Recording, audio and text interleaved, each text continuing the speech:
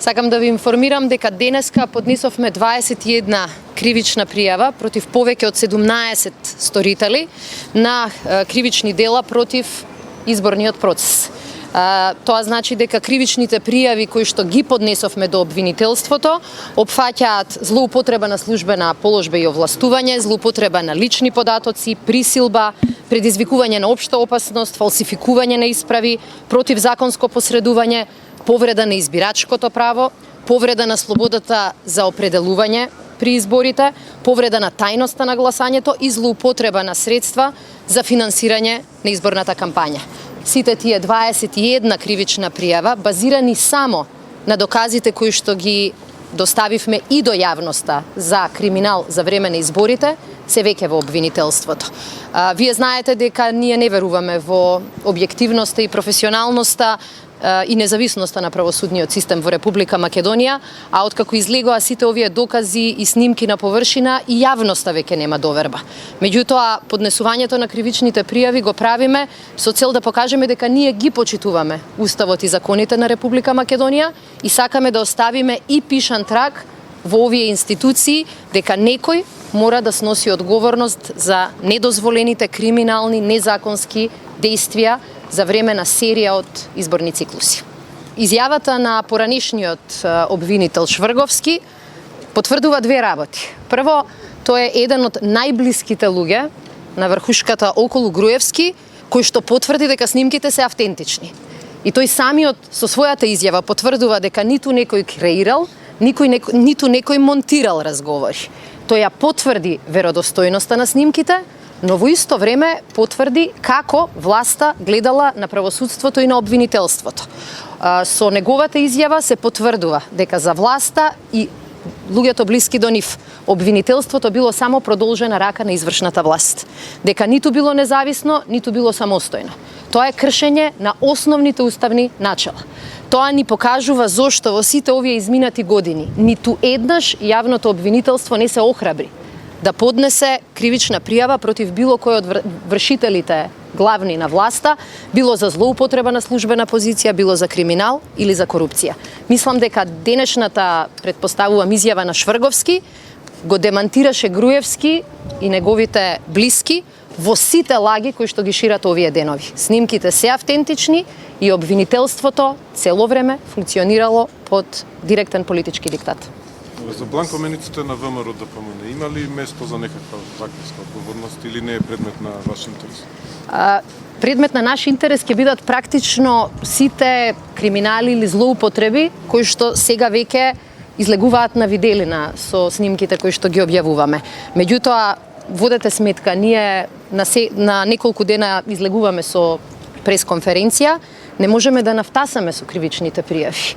И факт е дека ако ги слушате само снимките од една пресконференција, ќе сватите дека само во една папка имате 20 на кривични пријави и 20 или повеќе години затвор за луѓето кои што тоа го правеле.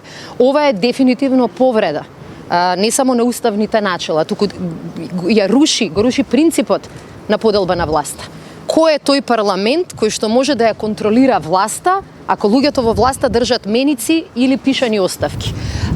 Мислам дека сега веќе и на премиерот ќе му биде тешко да тврди дека нема директна контрола врз судбините на своите пратеници. Можеби тоа е причината зошто парламентот се уште молчи на овие скандалозни откритија кои покажуваат дека Македонија е окупирана или киднапирана земја од страна на неколкумина луѓе во власта. Како го толкувате цело време молкот на претседателот на државата, кој едноставно никако да се огласи за сите афери? Очекуван и срамен е молкот на Иванов. Начинот на кој што беше избран, начинот на кој што ја практикуваше својата функција во изминативе 5 години, не тераше да очекуваме нешто повеќе. Но во ситуација кога Македонија е во сериозна криза, навистина и ние сме шокирани дека тој продолжува да биде само нем сведок. Власта излезе со серија на смешни лаги, тој не собера сила дури ни да свика Совет за безбедност, а замислете неговите први соработници тврдат дека овде каровареле странски служби. Тоа покажува дека дури ни Иванов не верува во лагите на Груевски. Мано денеска излезе со сериозна загриженост за политичката ситуација во земја. Мислам дека веќе нема граѓанин во нашата држава кој не е загрижен за состојбата. Нема човек кој што ја наблюдува Македонија и од надвор кој не е загрижен за состојбата.